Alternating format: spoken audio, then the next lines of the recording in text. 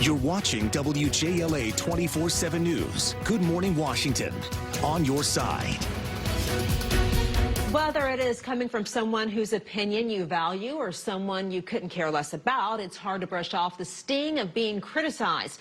It can come in a wide range, from constructive to just plain old rude. So joining us now with how to handle criticism with grace and a healthy mindset is Eric Rittmeyer, former Marine and author of The Emotional Marine. Eric, great having you on the show again. First, you have 4 ways to help us handle criticism better, and your first is all about personal growth. So tell us about that.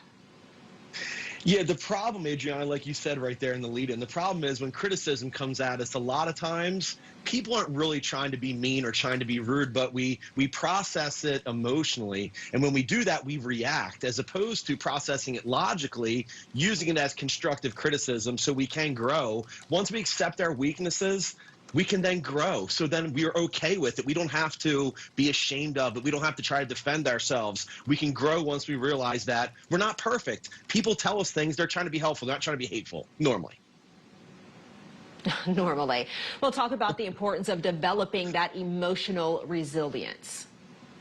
Yeah, so when we become emotionally resilient, what we do is we learn to accept things people say. And it's like with kids, right? I hear this all the time with kids. They're like, well, I don't care what people say about me. You know, at some point, you kind of do have to care, right? So you have to at least acknowledge what people say. And if enough people are saying certain things, maybe it's time to take a look internally and change things. But if we can just learn to accept what people say to us, we become more resilient, because then we're able to just accept it, deal with it, accept the things that maybe are true, but also learn to shelf the things that aren't accurate, and just realize that, again, we're not perfect. We can make corrections. We can move forward.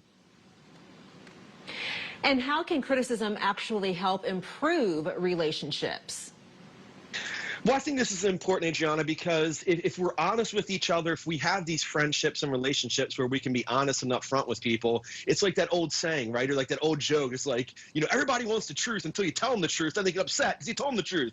So if we can rely on our friendships and our relationships and assume that people that are telling us these things do have our best interests at heart, then we can deepen our relationships and strengthen them, because we can better communicate with each other.